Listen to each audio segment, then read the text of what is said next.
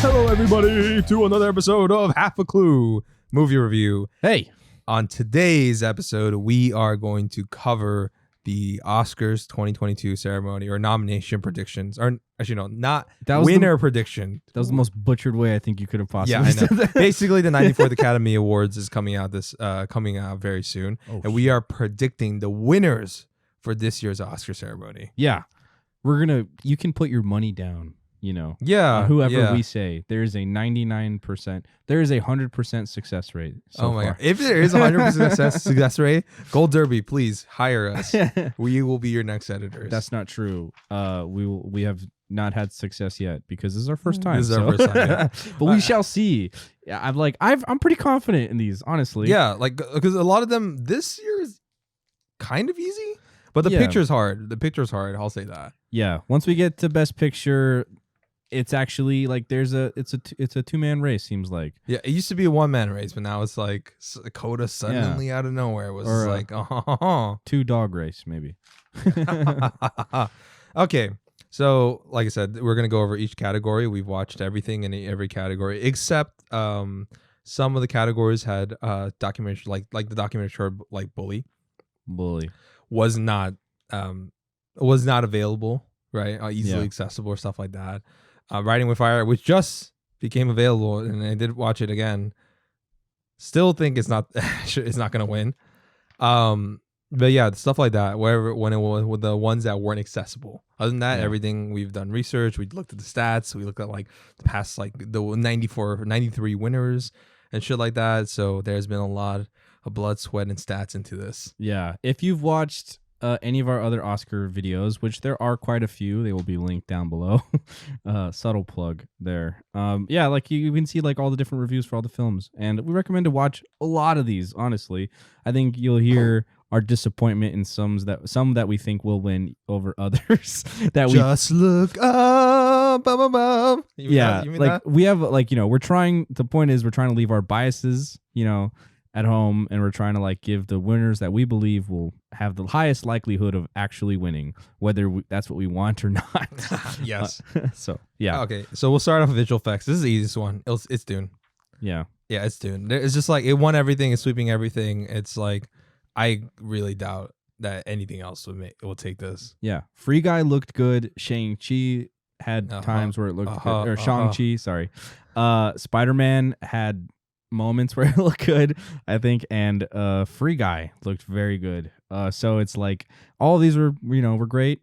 Personally, I would have thrown King Kong up there, but Dune, instead of Free Guy, I really like Free Guy, but I would have taken that out. Yeah, I would have put it instead of Shang-Chi personally, but that's me. Because Shang-Chi at least has the two giant creatures, which I think were really rendered really well. Yeah, that's true. And I think that's the only reason why that's on here. Yeah, I think Free Guy is because of the video game aesthetic or something like that. It's constant throughout the film. Yeah, and it's mixed so well with the actual film too that it doesn't.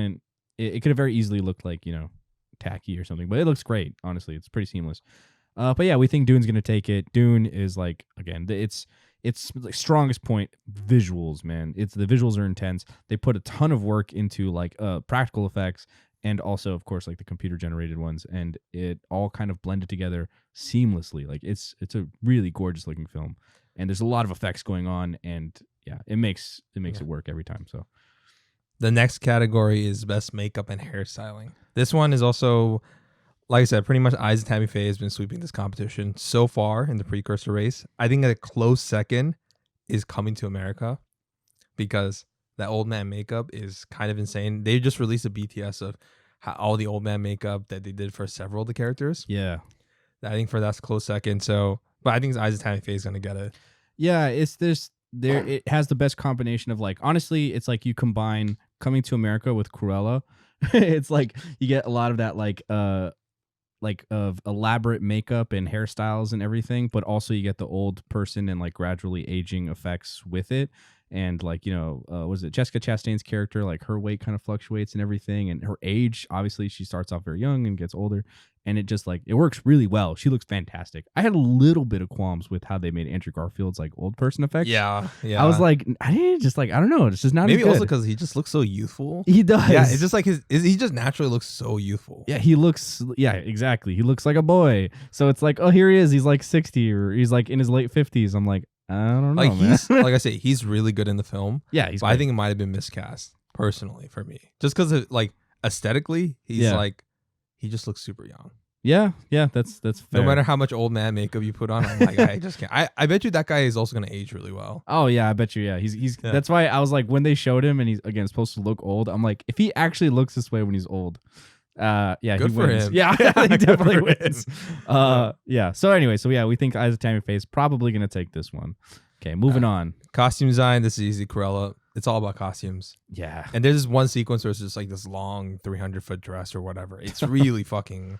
I mean, it's impressive. I'll give it that. It's not my favorite movie of the year, but very good costume design. Yeah, personally, I would have wanted to give it to Dune, but I think Cruella. Yeah, again, it's a fashion film, so it's obviously going to take like a good chunk of that. Like, you know, it's like not just even like regular high fashion and everything, but it's like huge cinematic high fashion concept. So yeah, makes sense. Cruella's probably going to get it, and like deservedly so. I think they did a great job. Honestly, not upset if they win. All right. Best sound. Okay, no, I'm not even gonna say it. Dune. Yeah.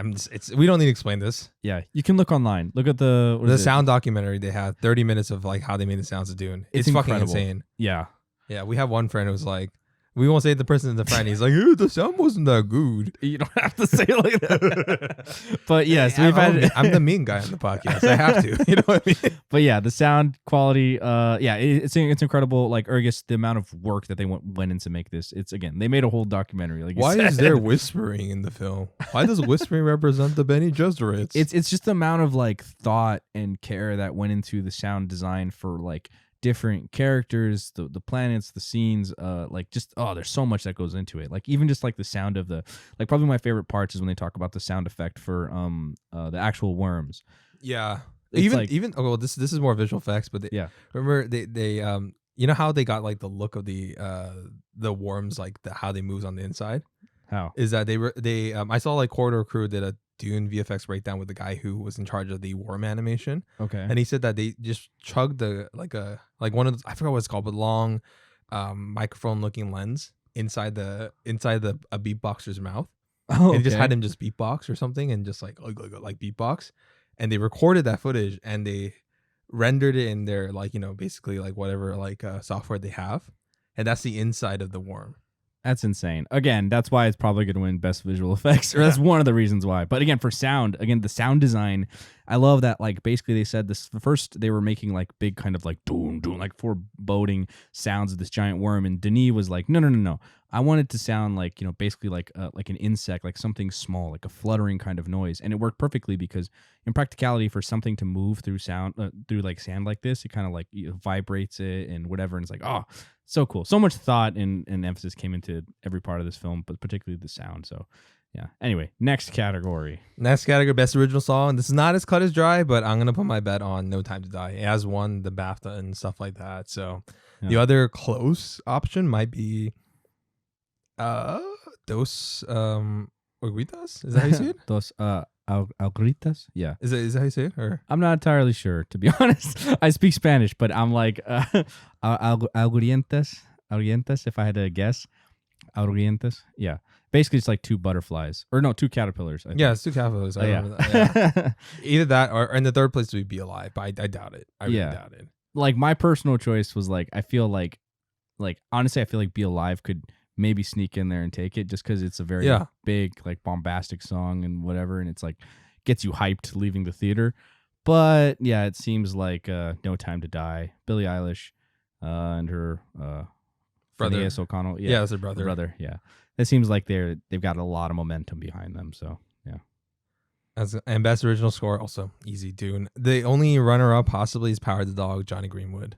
Yeah, which is very interesting. Again, both are very unconventional, like kinds of like what's it called, like scores for that genre particularly. yeah, exactly. Like, okay, yeah, you listen to Johnny Greenwood's score on Power the Dog. It's not like any other Western one you've heard, except maybe if you count I don't know, No Country for Old Men as a Western, as some people do.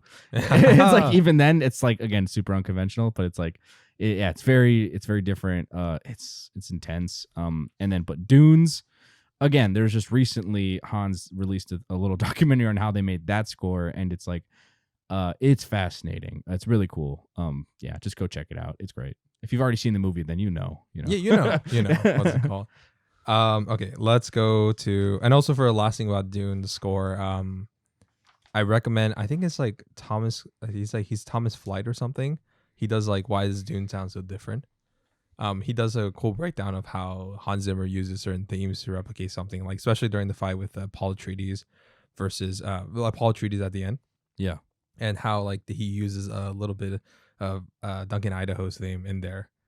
And to kind of replicate, to show like his character growth, and then the Bene Gesserit, and then his theme, and this is all that mix. It's cool. It's great. Cool. Yeah, it just feels like Hans Zimmer has been like building towards this, and he's very like openly said he's been like wanting to do something Dune related. He's been imagining what he would do for a score for Dune in particular since like he read the books as like a teenager. So it's pretty awesome. Like, I'm happy for him. I hope he finally wins this, and I hope that like that he like, I don't know, it's to be able to create a sound score escape for a film, something that you're so passionate about, and have it just be pretty much a home run. I'm excited. Next category, best film editing. I have no fucking idea who wins this. This was really hard. Okay, so let's go the list. Don't Look Up, fuck that, no, nothing. Let's break it down. Yeah, let's go. Okay, so the nominees are Don't Look Up, Doom, King Richard, The Power of the Dog, and Tick Tick Boom. Don't Look Up, it got nothing. Fuck that film. Okay, so probably not gonna win. Yeah, but Dune got the Ace Eddie nom and the BAFTA nom, and it's still the bookie's favorite to win. But King Richard won the Ace Eddie win. They won the Ace Eddie for drama, which, by the way, Ace Eddie is the American Cinema Editors Awards Association, and they're like a bunch of professional editors, and a lot of those editors are on the Academy. Yeah, so that's a big indicator on itself. But again, the fact that like Dune did get nominated for 2 of those. Yeah, and then The Power of the Dog, which is also just a big contender overall. And editing is very important in that film, especially like for a rewatch, and you see the editing choices made, whether it's like a fly. By the way, spoilers for every single film, film that we watch. Yeah, but it's like whether it's like a fly flying like that's landed on like a horse hide means like a character passing, right? But he cuts that in between, like someone touching disease hide to them waking up or something like that. And or even just the editing of the choices between like Pete's character or Phil's character. It's interesting. And then there's Tick Tick Boom, which is also the editing between all the different storylines of his actual play, the musicals, and just like his real life. Yeah. It's very well edited. There's a lot going on that like an editor has to like piece that together. It's a lot of work, so I definitely think it deserves a win. And and that won the Ace Eddie for musical comedy. Yeah. So again, we have 2 winners in here. So we have to choose. You go first. Who is your pick to win this? Personally, I think it was not personally in terms of who do you think will win. Okay. Well, yes, it's okay. Sorry. Okay. Let me rephrase that then. Personally, who I think will win in this category, according to the information that we have, I'm gonna say Tick Tick Boom. Yeah, but like Power of the Dog is very close. I don't know. Shoot, you know what? Yeah, it's hard to say honestly. Yeah, I keep going back and forth in my mind on. Yeah, I'll stick with it. I'll say Tick Tick Boom. I will go with the very safe choice. I personally think for me, I would have given to Power of the Dog if it was like if I had to choose or something, but. Because I think editing is super integral to that film above all these other ones. Yeah. But I'm going to go with Dune, which is also my second personal pick, because I feel like they're still like that. I feel like that is the film that will sweep the technical categories. Yeah, that makes sense. So, but I don't know. It's really weird. I'm not going to be surprised if like King Richard wins. King Richard actually might take this, actually. Really? It won the Ace Eddie for drama. Yeah, I know. Yeah. surprising. And also because it was really well edited, like especially during the final tennis sequence. Like regardless of our feelings on the film, that's true. yeah, like the sequence with Venus Williams versus the more professional player, and then it's cutting. It cuts back enough to like what's called Richard Williams or Andre Nellis's characters, the perspective, and also like the rhythm of the tennis games. It was really good. I've it's for a sports biopic. It's one of the best sequences in the film, and it's heavily edited, so makes sense. All right, best production design. Now this is a split between Dune and Nightmare Alley. The nominees are Dune, Nightmare Alley, The Power of the Dog, The Tragedy of Macbeth, and West Side Story. Yeah, I don't know. I'll go with Dune because that's a safe pick. It has the most wins. It won the Critics' Choice Association, the BAFTA, the SDSA, which is the Set Decorator Society of America, and the ADG, the Art Directors Guild. And it's just sweeping. Nightmare Alley, but I mean, it won the ADG for sci-fi, and Nightmare Alley won the ADG for like period piece. Yeah. Again, yeah, it's a tough one. I think Nightmare Alley, like probably it's the strongest points of its strongest assets of this film is its production design, just like any Guillermo del Toro film, honestly. So no surprise that it's there or that even nominated or that it won. But Dune, again, such a heavy hitter. Part of like what makes the film work so well is the very intricate production design. So I'm gonna say, I'm gonna pick the safe choice here and say Dune as well. Same. Like I said, if we lose this, fuck the precursors. Like literally, it won every single award. Also, I think Dune deserves it more. I think even though Nightmare Alley really really great. Yeah, that's the thing is, it's different. But I think let's be honest, like Dune just has more shit. That's true. Yeah, and also I think like it's hard to say it's better. Because I think they're both equally good in their other way. But I give the edge slight out to Dune because, like I said, okay, that's not fair because there has been a previous adaptation of Dune before. Yeah. But I think what's called the intricacies of Dune set is a little bit more complicated. Yeah, that's fair. Again, it's like this, like if you watch Denis break down the scene with the Bene Gesserit mother, and they're like he basically they had a specific kind of like carpet that they wanted to make it seem like it's ancient, and the way that like everything works, like her seat is meant to look like, makes her look like a chess piece as part of this board, like the books and everything in the library, to like the door frames, to the design of like the lights, the glow globes. There's so much going on, like to make this like kind of feel like an ancient civilization but also in the future at the same time. Really hard to pull off. Nightmare Alley has some fantastic scenes. My two favorite sets for sure is the carnival, like, or even like the carnival when he's looking for the freak. And that sequence where like not the freak, the geek. Yeah, and then it has like the devil like open his mouth or something like that. Yeah, when he goes into the fun house, and then the other scene in the psychiatrist, Kate Blanchett's office. Yeah. Fantastic. So much thought and care went into those. But those are like two scenes that I think have fantastic production design, to be fair. But pretty much every scene in Dune has like incredible production design. So I'd say I gotta give it to Dune. Yeah. That's and also hard. that it's been like nominated. Yeah, it's really hard. I don't know. It's really hard. I'm gonna stick with Dune. Yeah, it's really hard. If Nightmare Alley wins, all power to them. You know? I'm happy for them. Well, for us, it'll be like fuck because it won't make us look good. But best cinematography. This one, it's a little split. The ASC, which is the American. Okay, the nominees are Dune, Nightmare Alley, The Power of the Dog, The Tragedy of Macbeth, and West Side Story. Yeah. Greg Fraser. I would have to give it to Dune because it won the American Society of Cinematographers awards and won BAFTA. Even though Power of the Dog won Critics' Choice. I mean, this is hard because it's a 2-horse race between two. Yeah. They're very different. Actually, I don't know. Personally, in my heart, I would want to give it towards Power of the Dog because I really love Dune. But I think Power of the Dog has this little, like, it's just a little, like, the cinematography is really, I think it's really unique for, I mean, they're both pretty unique for the genre. Yeah. But I think Power of the Dog, like, and once again, how much of it that goes to either Denis or Jane Campion. So I mean, personally, I would do Power of the Dog, but I think it's Dune. Actually, no, not even Power of the Dog. I would have given it to Tragedy Macbeth.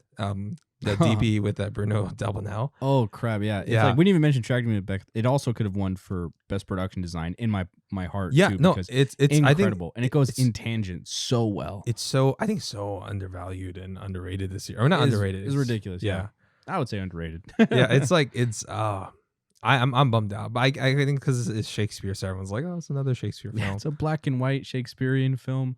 Snooze fest. But the thing is, it's really freaking good. But yeah. So and this one, I don't know. Again, Dune, the cinematography. It's like it's really hard for me to say this because the one thing I've heard that no matter what, anyone that I've seen that's watched this or anyone that I've spoken to who has seen this film, regardless of whether you thought the story was too long or boring or a poor adaptation or the acting wasn't great or whatever, because I've heard all those criticisms. Everyone I've heard agrees with one thing, and that is the cinematography and the visuals in this film are incredible and impactful. They hit you like a slug to your chest. Also helps the music is great, but like it's really good. So I'm gonna pick with Dune. I'm gonna stick with Dune. Yeah, I know. I'm gonna stick with Dune regardless because I think either also for the same thing for Power of the Dog, regardless of people who don't like the film. Yeah, they do say that film's really well made. I'll go with Dune because. Like I said, I think there's gonna be a technical sweep for that film. Yeah. Once again, not gonna be surprised if Power of the Dog wins. Because I'm thinking like Power of the Dog, like it's gonna win one technical, right? Where is it gonna win? Is it gonna win editing, or I think it'll either win editing because it's not gonna win production design. There's no way. Yeah. It'll either win editing or cinematography. But the reason why I get the edge to Dune is because Greg Fraser just recently lighted Batman. The Batman. Yeah, he's on a hot streak right now. So people are like, Greg Fraser. So people are like, oh my gosh, this guy's amazing. He's talented. Because I know people are shitting on him. He's the next Roger Deakins. They're just like, oh yeah, he's not as good as Roger Deakins. So look at Dune. I'm like, you guys are shut the fuck up. Very different films, very different aesthetics. And then the Batman came and he just like everyone shut the fuck up. Yeah. Okay, so I'm gonna go with Dune. Okay, best animated short, best live action short. We've covered this in the previous video. The nominees are there. Even if you just look at the thumbnail, the nominees are there on the thumbnail. Yeah. So we're gonna be very brief on these. The nominees for best animated short is Affairs of the Art, Bestia, Box Ballet, Robin Robin, The Windshield Wiper. Ron and I, we choose Robin Robin. Yeah, Robin. Yeah, this is pretty cut and dry for these two. Best live action short, the nominees are I'll Let You Take and Run, The Dress, The Long Goodbye, On My Mind, and Please Hold. And the winner that we predict is The Long Goodbye. Yeah. Personal choice one. I wish that one was Take and Run. Yeah. That's just me. I'll look at you. But yeah, Long Goodbye seems like it's got the momentum. It's probably going to win. But fingers crossed. Because they want Riz Ahmed to come to the stage and make his speech about like how we need to be united. Yeah. I'm sure his speech will be great. Yeah. Best documentary short subject. This one also, like I really liked all of these.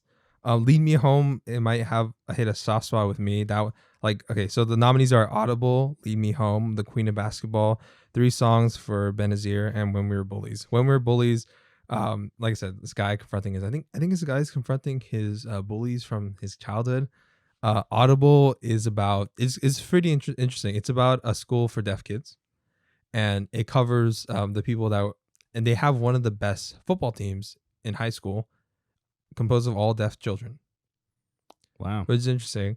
Lead Me Home deals with homelessness in America, and it follows different homeless subjects in their lives and how they deal with it and how the reason why they got there, the rent control, etc., capitalism, blah blah blah. It's really good. There's like so many stories of that. That's part of what's so tragic about it. Honestly, is.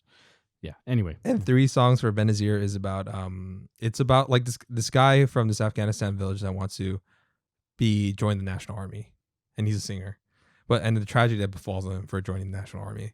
Yikes. And The Queen of Basketball, which is what we predicted to be the winner, I think, right? You too? Yeah, that seems like the good one. Yeah. That's not. I take that back. Not that it's the good one. Just seems like it's the leader. Yeah, it's. How dare you? I'm just kidding. The Queen of Basketball, and that's a New York Timer short film, which is about the first great American female basketball player. It's good. I recommend all of these. I actually recommend all of these more than I do for the documentaries because one is short. Yeah. Yeah. You can make time for this, is what we're saying. And 3 of them are on Netflix, and one of them is on YouTube. On YouTube, and then Easy access. When We Were Bullies will be on HBO Max after the Oscars. You have no excuse now. Okay, best documentary feature. The nominees are Ascension, Attica, Flee, Summer of Soul, or When the Revolution Could Not Be Televised, or Riding with Fire. We covered this in our best documentary feature predictions. Yes. And all of them are really good. So we won't go into summaries for those. But our pick, well, for me, I think Summer of Soul for winning. Yeah. Yeah. It's not my favorite of the 5, but I think it'll win. The dark horse being Flee. What about you? Yeah. I think Flea has a decent shot to really sneak this one in. So do you want to put Flee, your passion pick? Yeah, I'm picking Flea. Okay, you pick Flee, I pick Summer of Soul. This is where we diverge, buddies. Oh my gosh, a path is coming. I just think Flea is so innovative, and it's very eye catching, and the story's so well done. And it's my personal favorite. Yeah, personally. I think it's just got that little like X factor to it. Not that Summer of Soul is not good at all. I guess not saying that in the slightest. I just think that Flea just has a little extra. Yeah. You know? I think for me, the Summer of Soul, I chose that because one, it was winning a lot, but also because it's just like that broad appeal thing. Yeah. Yeah. That's fair. I bet you I bet you the voters are gonna be like Flee, and then they watch how depressing it is. It's like, I heard it's good. Shut it off. Yeah. That same broad appeal argument will come up later for me, I'll say. So that's what I'm saying. That is the problem with having every single Academy Award members, like 8,000 or 5,000 vote. You need to have a jury, like the Cannes Film Festival, a jury where they're forced to watch every single one. And what's it called? And they're experts in the field.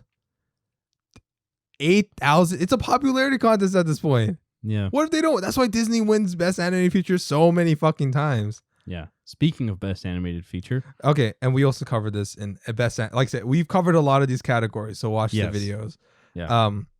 The nominees are Encanto, Flea, Luca, Mitchell's vs. the Machine, and Ryan the Last Dragon. As much as I really want Flea or Mitchell's, which has a really good shot because it won the Annies and Critics' Choice. Yeah.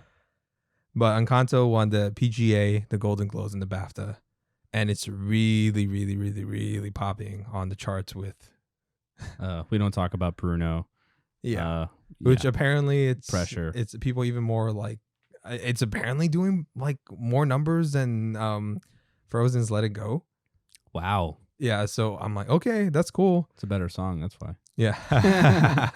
So Encanto for me. And also because just Disney wins this category usually, either with Pixar or Disney animated. Yeah. I mean, Sony snuck in there and they stole it with Spider-Man Into the Spider-Verse, very deservedly so. I think Mitchell's has a pretty decent shot. They're definitely my dark horse. Yeah. But I think with Spider-Man, because they came out in like late year. Yeah. Yeah. So you got like a little extra momentum. Yeah, it's like at the right time. And then I know Incredibles like summer, right?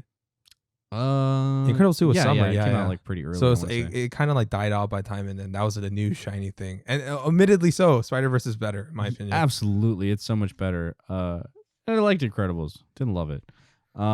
Yeah, so I don't know, man. I think this Mitchell's, I think it's got a decent shot. I think, obviously if anyone's going to beat it, it's going to be Mitchell's.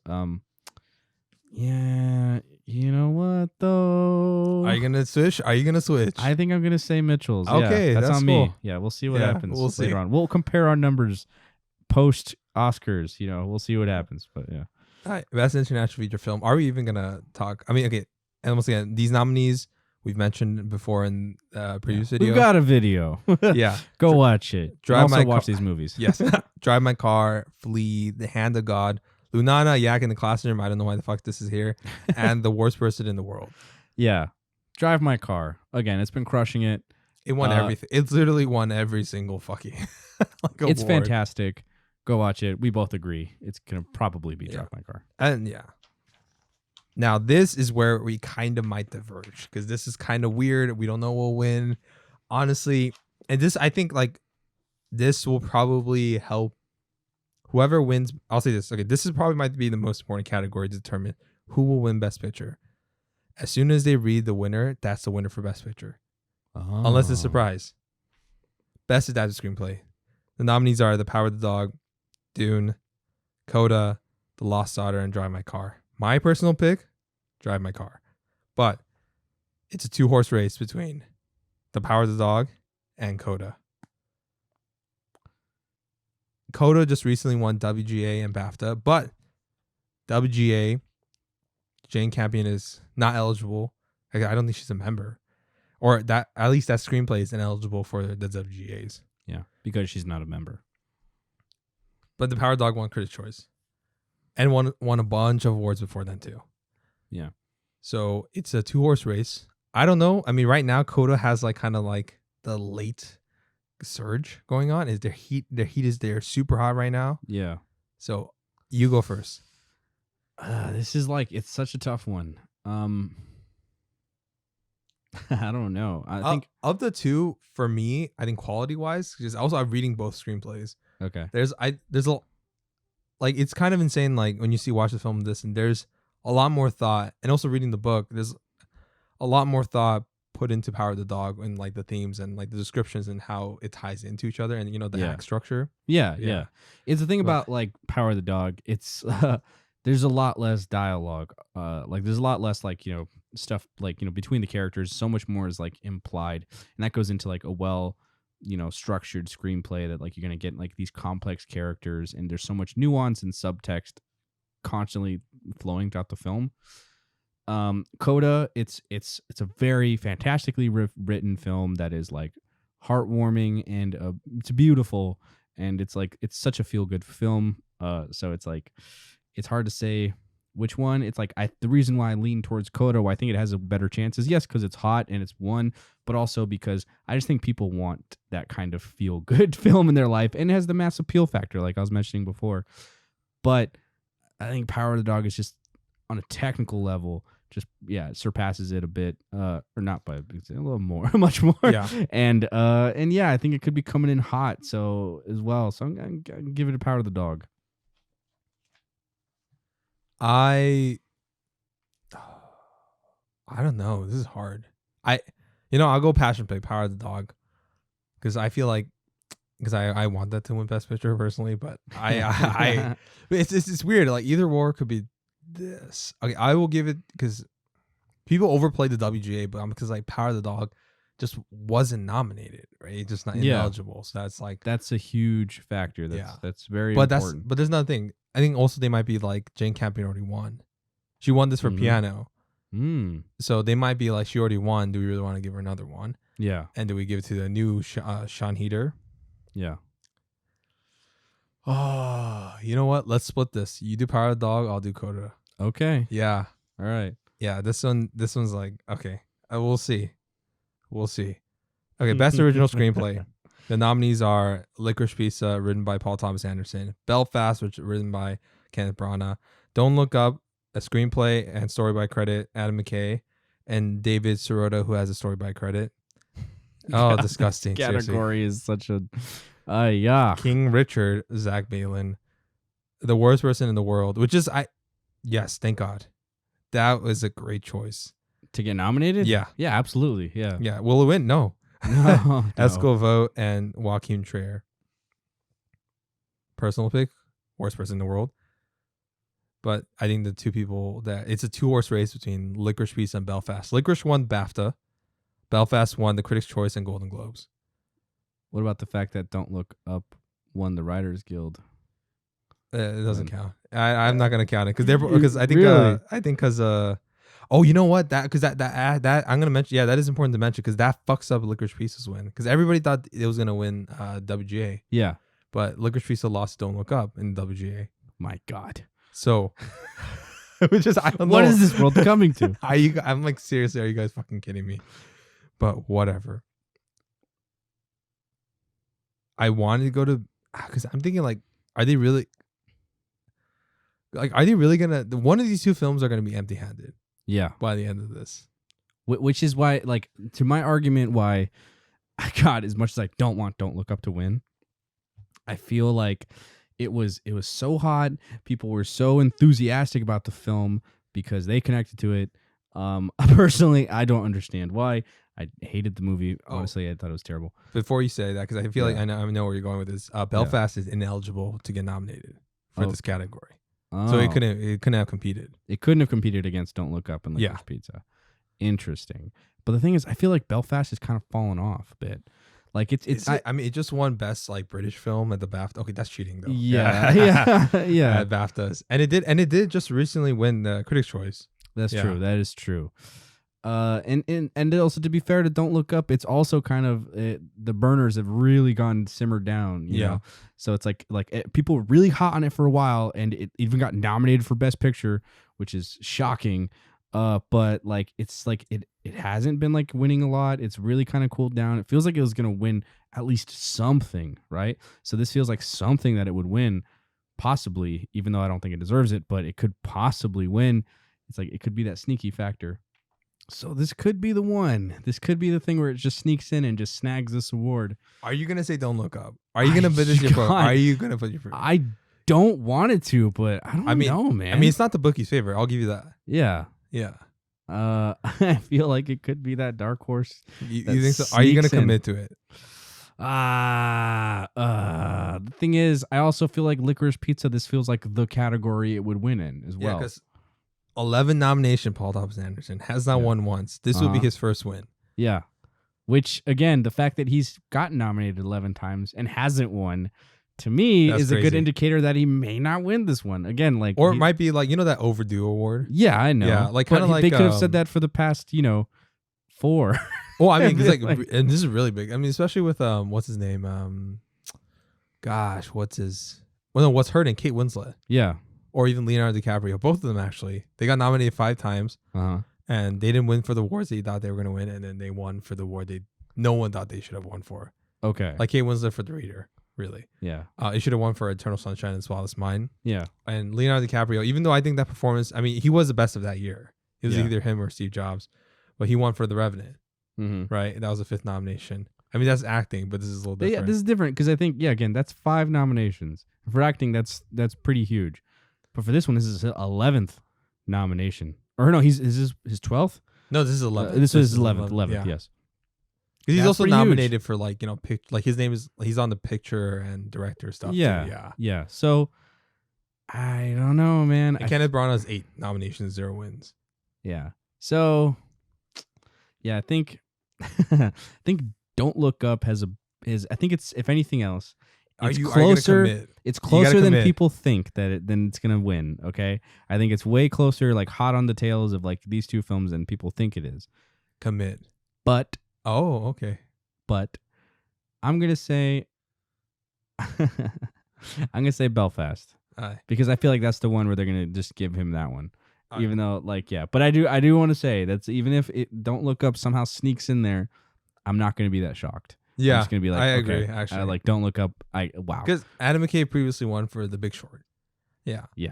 What's it called? For some reason, everyone was freaking in love with this movie for a while, but it's really died down. So I think that's the big thing. And also, like, God, I hope someone like wakes up and realizes, like, what is this doing here? Like, whatever. Yes. All right, for me, this will be split. I think Licorice Pizza, what's it called? The BAFTA win helped it quite a bit, and I think because. For me, that's narrative. The 11 nominations, 0 wins. Yeah, is going to help PTA quite a bit. That's fair. Yeah, and is well beloved within Hollywood, right? Yeah. So, I would be shocked if that film goes. Actually, even Belfast, I would be shocked if either film goes empty-handed. Yeah. Same. Honestly. Yeah.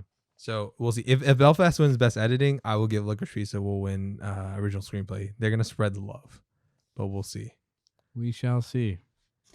Okay, now we get into the acting, which is easy. We're just gonna run through these. We're not even gonna say the nominees because it's like it's like there's no point because we know who's gonna win. Like it's really like you guys want to hear the nominees? Fine.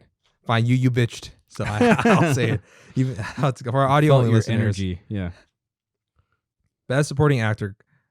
The nominees are Cody Smith-McPhee, Troy Kotzer,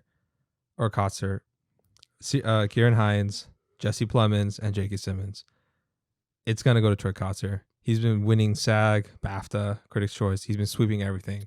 He's been crushing it. So that's a done race. Best Supporting Actress, Ariana DeBose, Kirsten Dunst, Judi Dench somehow, Anjanou Ellis, and Jessie Buckley, which I'm glad to see Jessie Buckley on here. She was fantastic in The Lost Daughter. Yeah, good for her.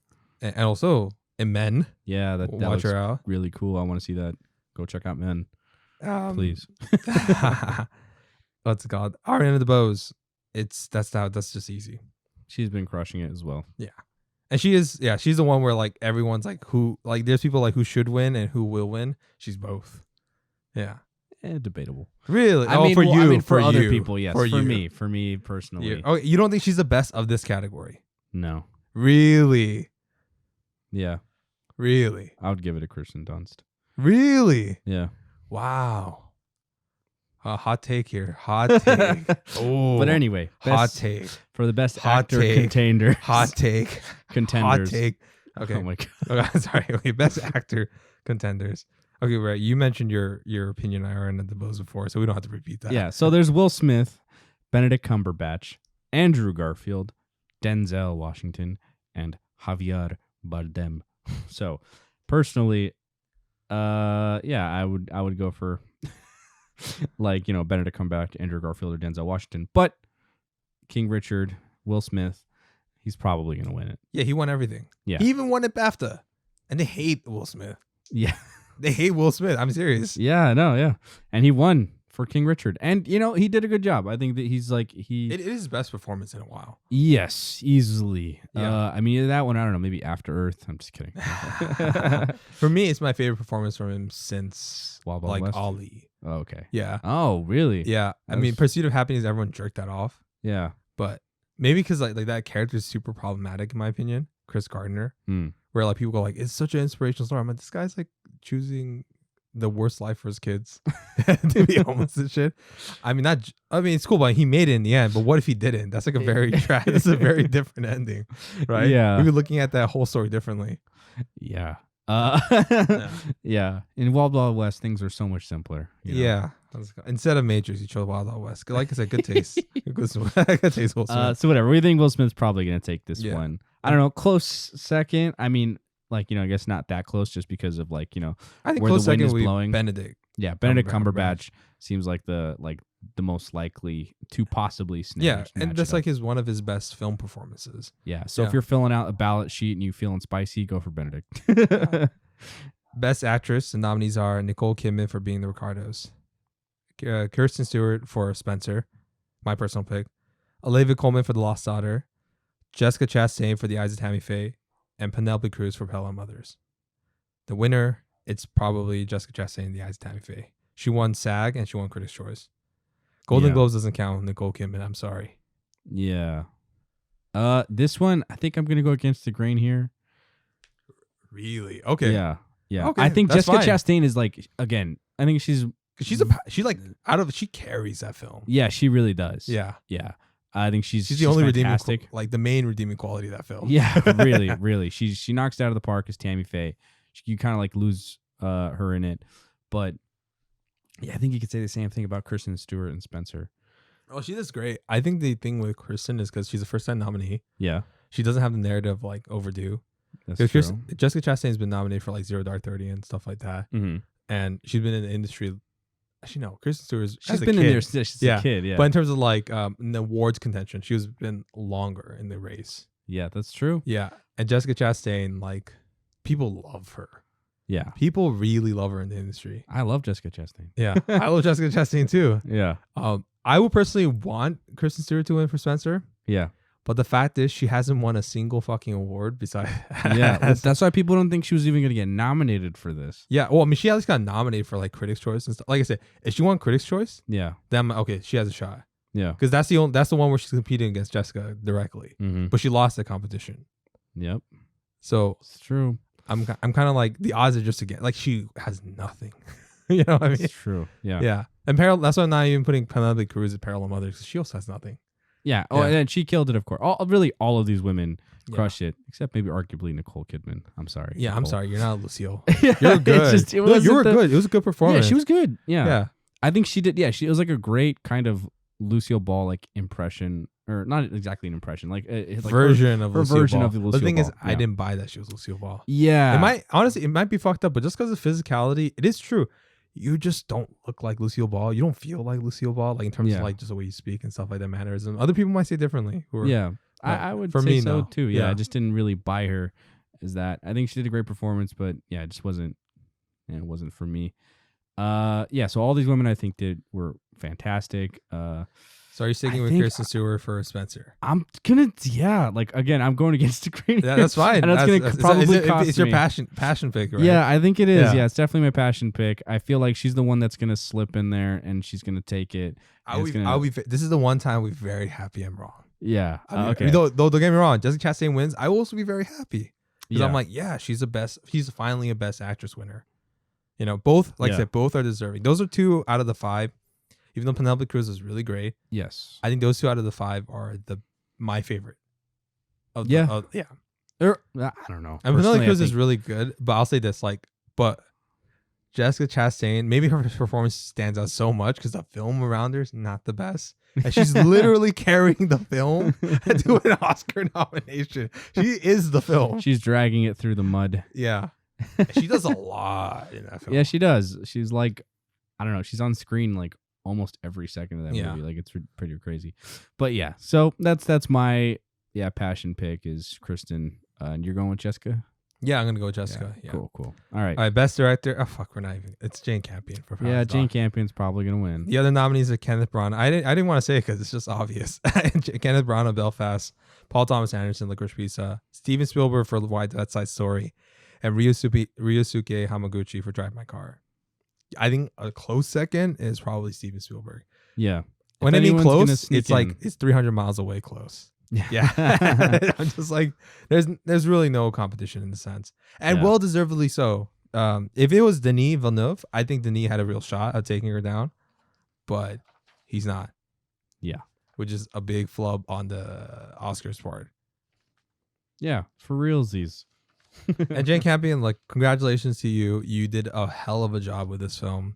Like I said, like the argument people make about like her versus Spielberg, and then why I think Jane Campion would win or is, at least for this year. Steven Spielberg made the best version of West Side Story remake possible.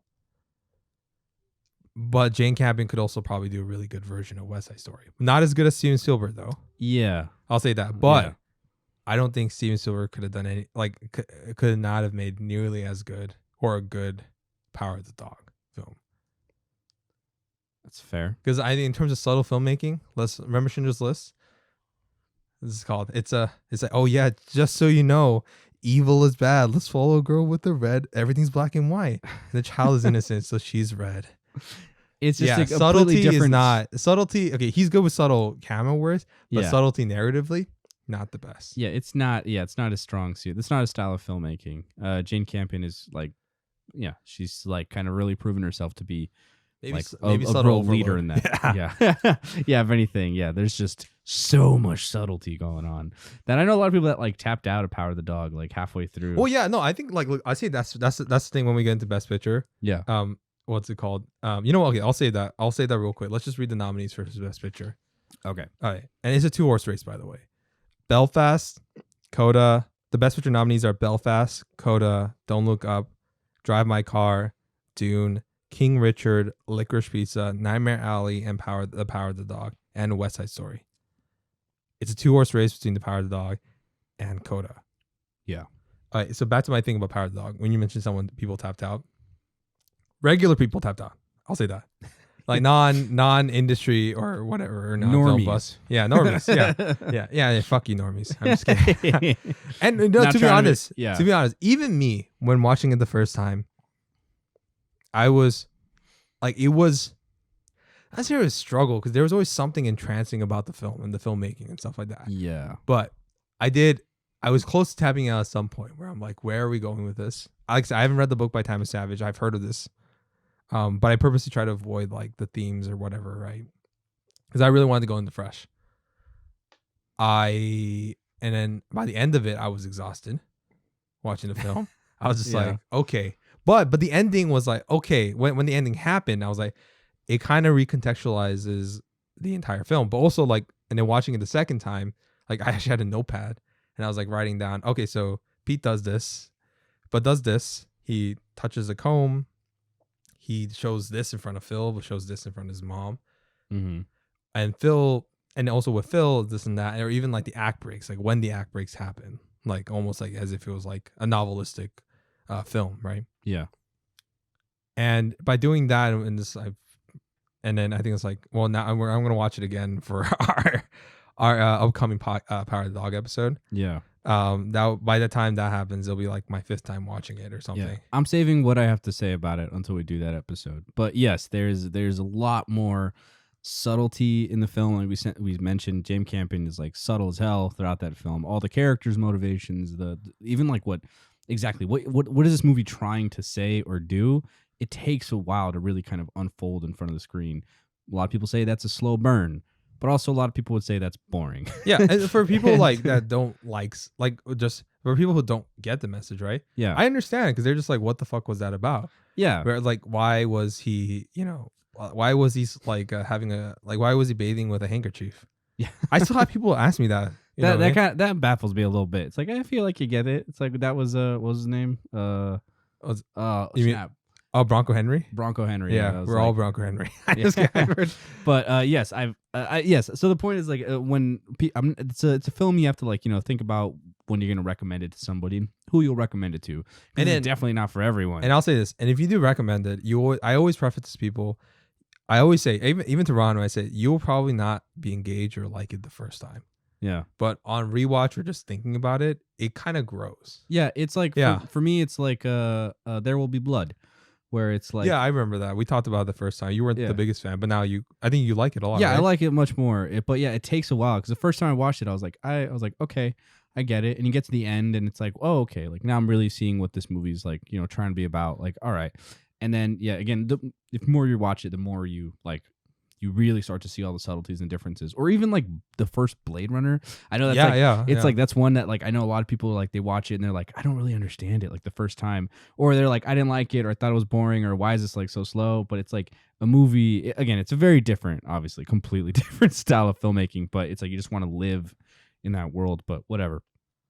But to the opposite effect, the other film that seems to be the biggest contender that has the biggest chance of taking down Power of the Dog is Coda. Coda, which again, the most straightforward, family friendly, and cookie cutter, but not in a bad way. Like it works for that film. It's extremely well done version of that kind of film. Yeah, like a Disney Channel original film, but to the highest quality degree. Yeah, it's like Coda is again, like I was saying, like I can recommend that to anybody. I feel like any person that like what's a movie that you think I might like to watch or whatever. I'm like, you know what? You can watch Coda. Like, what are you looking for? Yeah, like it's good. Out of all the Best Picture nominees, that's the one where I'm kind of like, I'm trying to think, because even though I love driving my car, I'm not gonna like, for like, let's just say, I'm not gonna tell my mom to watch Driving My Car. Yeah, yeah. What's it called? Or, I mean, Dune maybe, but even that one's kind of like, it's weird. I'm surprised. Like Dune technically should be the least accessible. Yeah, but then it made like 400. It's the one that made the most money. It's pretty crazy. Out of all of these ones, is it? Yeah, that makes sense. Yeah. I'm like going down the list. I'm like, if Don't Look Up was in theaters and if that translated, then it would have made an insane amount of money. Yeah. But or maybe not, because like maybe people watched it because it was on Netflix. The barrier of entry is not there. Yeah, that's true. Yeah, Belfast, like that did okay, right? Yeah, that did okay. It's still on theaters though. Yeah. It's very crowd pleasing too. Not as much as Coda. Yeah, Drive My Car, super like sleeper hit. I think a lot of people kind of like. It gained more and more traction, but again, it wasn't really like it didn't even have like a wide release, did it?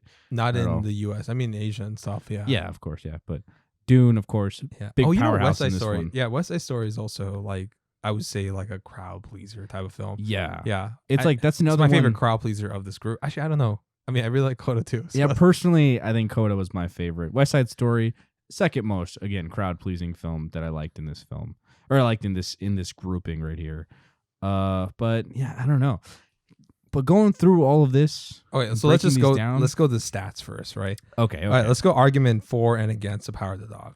So the biggest thing for Power of the Dog is the fact that it's the most nominated picture and has the most precursor wins of this category. It has 12 nominations. The film earned many more nominations than anybody expected, like Jesse Plemons for Best Supporting Actor. Where the fuck did that come from? Best Production Design? Weird. Yeah. Best production design. I mean, it's a good production design for the film. Yeah. But it's just like, really? Like, I'm just like. Yeah. There's like three other films I would have. I think that could have taken that spot very easily. Hello, Green Knight, whatever. Yeah. By the way, Green Knight got totally fucked. Yeah, completely snubbed. Yeah. But whatever. Anyway. Okay, so and also it has all the precursor nominations that statistically Best Picture winners have been nominated for: Best Director, Best Screenplay, Acting nominations, and Best Editing. And Best Editing, that's a big thing. We'll talk about that with Coda. And it was dominating the award season for most of the race, like won Golden Globes, the Critics' Choice, and BAFTA. Yeah. Big ones. The thing that goes against it, it's a slow burn. It's a complex character study drama. Like literally, like, but when I get to the 4 again, like in the past, these type of films usually don't win. It usually doesn't. Because like, look at Roma. Yeah. And look at, the Taxi Driver was amazing. It won the Cannes Palme d'Or, right? But when it came to the Best Picture race, it lost to a more conventional pick. And it's just like, or even Raging Bull, or a lot of Scorsese films, actually. But it's, so it's just like, so it's like usually, and those films are the things that tend to grow. Films as well. Yeah. And those films tend to like just grow, right? Like grow over time. In love with what's it called, with film goers or audiences and stuff like that. Kind of like the Forrest Gump win, right? I know people are too harsh on that film, to be honest. Yeah, I think people are way too harsh on it. Yeah, but like how people were still talking about Pulp Fiction, still talking about Shawshank. Yeah, but nobody talks. I mean, people talk about Forrest Gump. People still love Forrest Gump, but just like for sure. But it does get like shit. I mean, because admittedly, it doesn't deserve to get. I think amongst like film fans, they tend to crap on it more than they do to like praise it. I'll say. Yeah.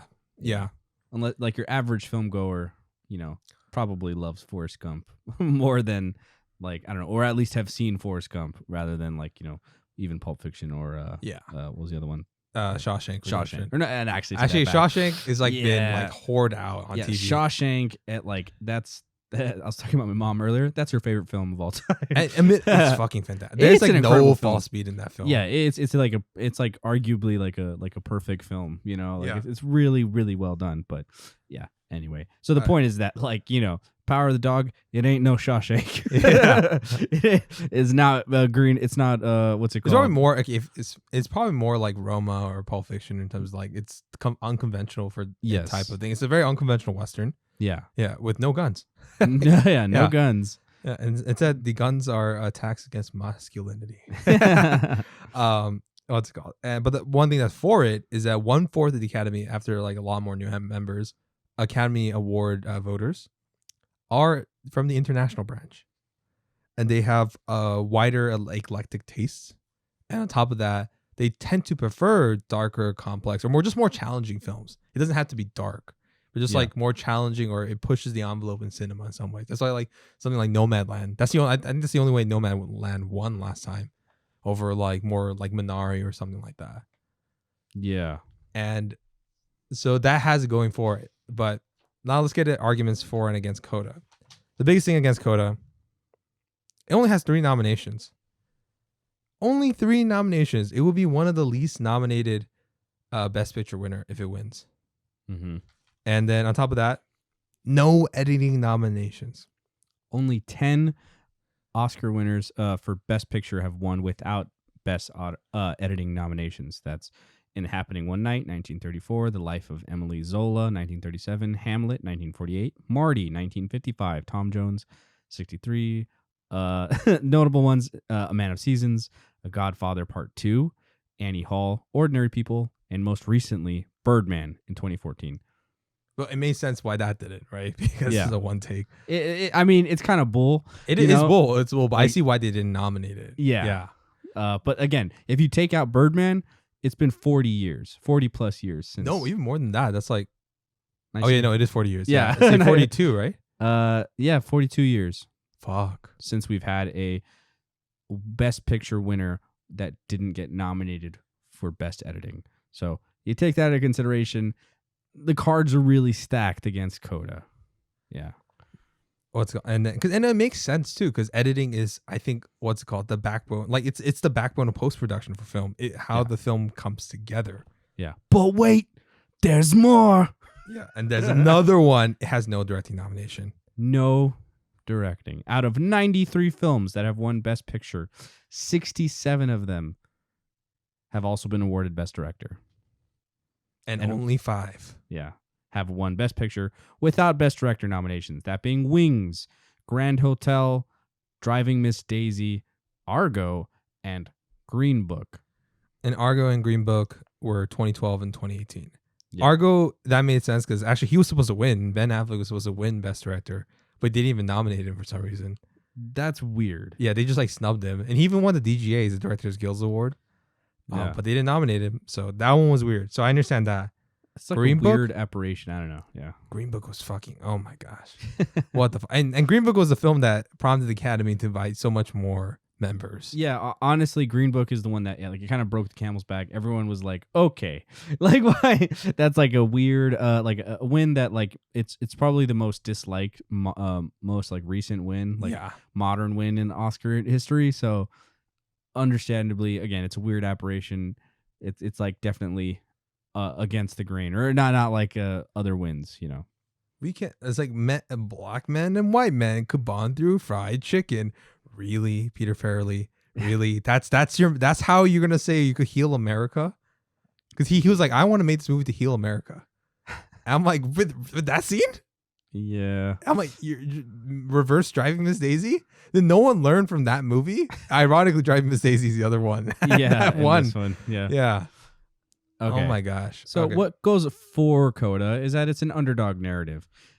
It's like it's a nice, heartwarming film, and again, like I said before, it's a crowd pleaser. And in these times, like these times that we're living in right now, these are pretty tough times.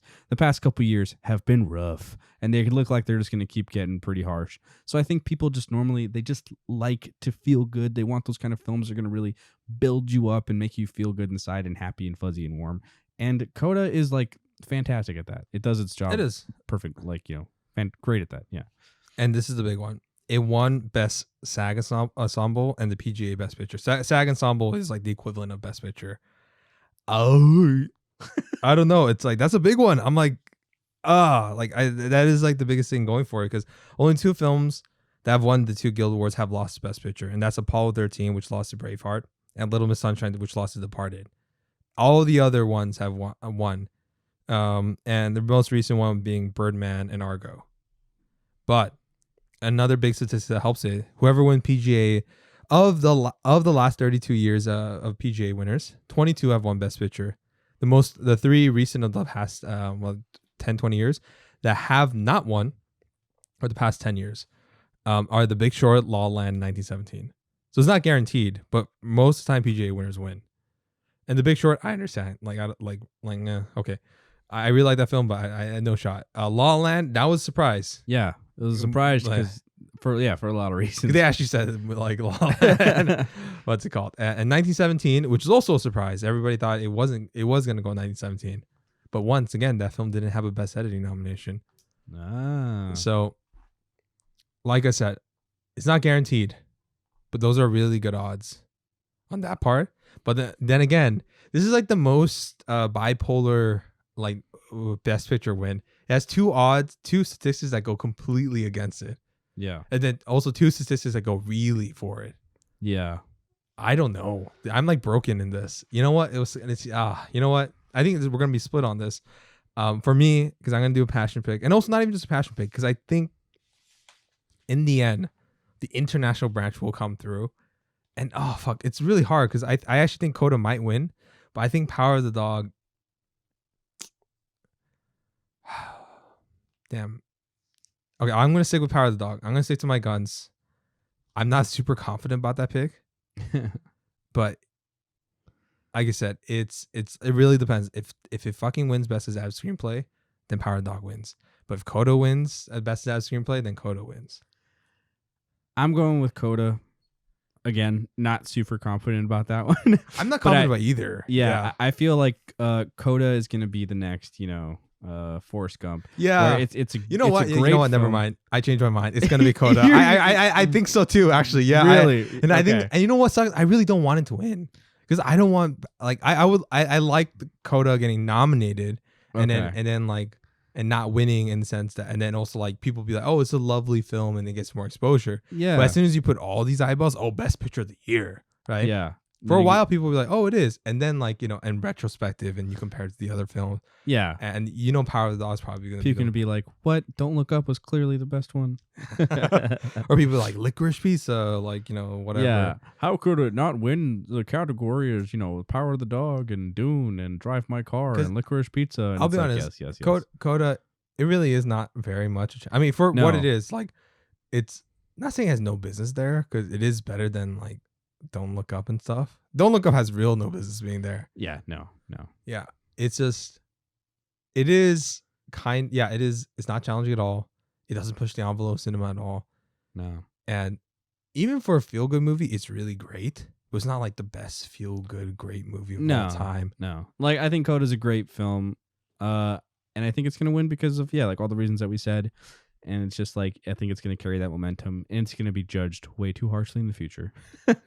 Damn, it breaks my heart because I really did want Power of the Dog to win. Yeah. And it was probably going to win. I mean, well, it can still win. It can still win. Dude, fuck. Wait, watch us eat our words. Yeah, I think. I kind of want us to eat our words when we watch it. Yeah, honestly, I would not be surprised at all if Power of the Dog wins. I think just like, because it has so many wins. Yeah, it has so many wins. There's so much going for it right now. And again, yes, dark, complex, kind of thing.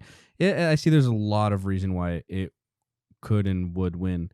But at the same time, I just think that the times are just like so influential. There's always a force. They're like, I think it's time for another, because they gave it to Parasite and Nomadland, two kind of weird off-kilter films. Yeah. And I bet you, let's be honest, the older white Caucasian voters within the thing, or like the more of like the older generation, they're probably coming back with the vengeance. I don't mean that in a bad way, but it's just true. Like they're just like, they're probably gonna be more staunch about certain picks. Yeah And also Coda also has the support from not those generations, just from regular voters who are probably like not super into artsy fartsy films. Yeah, it's easily accessible. I mean, so is Power of the Dog. It's on Netflix, but yeah. Dude, Power of the Dog, I'm surprised, by the way, that people, it's been viewed by like 40, 50 million people. Yeah, it's really surprised me how many people have told me, like, yeah, I watched Power of the Dog. I'm like, really? Like, why? I bet you because that came in like a limited release, right? Yeah. Like, it would have, like, nobody watched it, but it come out on Netflix, and it's like, everyone's like, oh, hey, Benedict Cumberbatch, a Western film. And they watch it, and they're just like, why does Benedict Cumberbatch seem gay? Huh. I don't get it. There's no guns. Yeah. But yeah. It's all like, right. Wait, why does he wear gloves when he touches the robe? I'm not even joking. I had somebody, I'll tell you off air who that was. And I'm like, okay, yeah, clearly this film just went over your head. Yeah. Okay, that's pretty much it. This is a long thing. Any last minute thoughts? No. I am looking forward to what I'm sure are probably going to be a little bit boring ceremonies. Yeah, but this one I'm a little bit more excited because last year was kind of boring because, one, it looked like it was someone's backyard. Yeah. This time we'll have an actual ceremony, which is cool. And two, this one, and last year was just Nomadland was gonna win, but this one is like kind of exciting because I really don't know who's gonna win. I really don't. We don't. It's gonna be a tough one. It's gonna be exciting, pretty much until almost the end. Yeah. All right. What's it called? And thank you guys for another episode of Oscars. I think, this will be our second to last Oscar 22 episode. Yeah. It's been a long journey. Thank you guys for there. Thank you guys for sticking to us. Thank you guys. And we've seen a lot of growth because of this. And let us know if you guys want to see more. We put a lot of work into this. I'm really thankful for you guys watching every one of our videos. And by the way, my name is Ron, and my name is Philip, and this is Ron. I'm Ron. That's Philip. Yeah. And this is Half a Clue Movie Review. Yeah. Bye, guys. Bye.